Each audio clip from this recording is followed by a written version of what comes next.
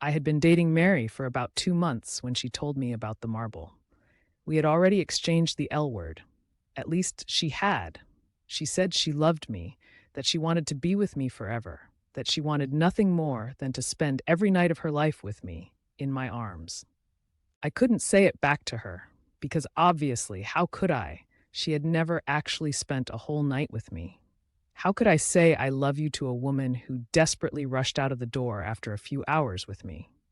Oh, we slept together. There was no problem in that department. The most amazing sex of our lives, we murmured to each other, our limbs and hair intertwined. Then, as we would get drowsy and heavy, she'd jerk up, frantic, her jade green eyes wide open in terror, start pulling on her clothes.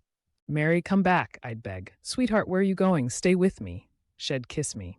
No, I can't. I have to go home. I can't sleep over. I told you so. But why? You said you don't have kids or husband. I couldn't help the note of suspicion in my voice. I swear I don't. She would kiss me deeply. I just can't sleep over. It's nothing bad, I swear. I have to go. And she'd leave. I believed her. And eventually, after she told me she loved me, she swore me to secrecy and told me the real reason why she wouldn't stay. Sitting close to me, snuggling up, she said, Farid, please believe me. I turn into marble when I fall asleep. I smiled kindly. Okay, Mary, whatever. No, I'm serious. I turn to actual stone when I sleep. It started happening after an old boyfriend of mine. She paused for a moment and swallowed hard. Tried to assault me while I was asleep. I fought down the shocking rage which flamed inside me. I drew her closer to me, kissed her, and asked, What do you mean, my love? Tears spilled out of her eyes. I don't know why. I've researched. I've never dared tell anyone. At first it was cool. Then, that's how I knew. I started dating again, and it happened the first night I slept over with the new boyfriend, Barry. I was wakened by his screaming. He was screaming, staring at me. I had turned into a marble statue when asleep, and as I wake up, I turn back to normal human flesh. I shook my head. I didn't understand what she was talking about, but I realized it was some sort of trial of our love. I didn't need to understand. I kissed her trembling lips. Listen, Mary, I don't care about that, okay? You could turn into a frog when you fall asleep, and I would still love you. Her eyes lit up. Oh, Farid, she sighed. You've never told me you love me before. I kissed her again. I haven't. How remiss of me. I'm telling you now, I love you, Mary. She started crying. I thought it was from joy, but thinking back to that night, I realized it was from relief. You don't understand, she sobbed. How terrified I was of losing you. I love you so much. And the sleeping thing. I've never slept over with a man since Barry. He killed himself. He couldn't handle seeing me turn into marble. It wasn't my fault. He already had issues. I stroked her jet black hair. Shh, shh. You don't have to talk about it. But she continued sobbing and talking. No, I ruined all my relationships because I couldn't sleep over with anyone. They all said they didn't mind at first. Then they grew suspicious like you just did. Thought I must be cheating on someone.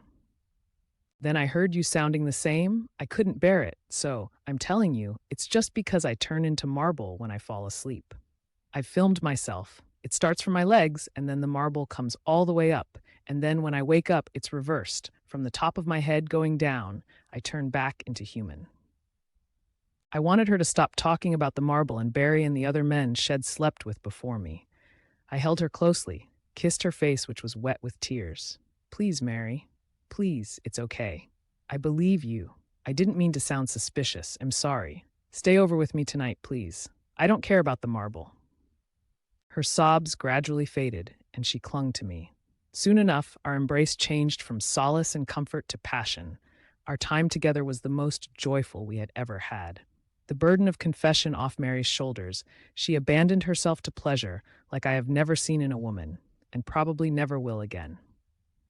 It was around midnight, I think, that we fell asleep, entangled in each other. I jerked awake only a short while after, conscious of a heavy coldness pressing against my skin, my neck. Something stone cold was against me, digging into my flesh. My right arm and leg seemed to be caged in something cold. I reached out with my free arm and switched on the bedside light, confused and groggy. And then, in the harsh electric light, I saw a statue of a woman lying next to me, in white marble veined with jade green and jet black, her stone arms and legs interlaced with mine. I gave a cry of terror, frantically trying to free my captive arm and leg. At the sound, the marble seemed to shiver, and flush of human color started from the top of her head. I was trying to prise myself free, and just as I succeeded in pulling away and pushing her off, her eyes opened. I pushed her off the bed as I jumped backwards. She fell to the ground, and I heard her cry out, and a loud, shattering sound. Then silence. "Mary?" I quavered, and slowly I went around to her side. There she was, lying in two marble pieces broken on the ground. Only her head was of human flesh, her black hair spread back, her jade green eyes wide open staring at me in agony, her lips open in her last cry.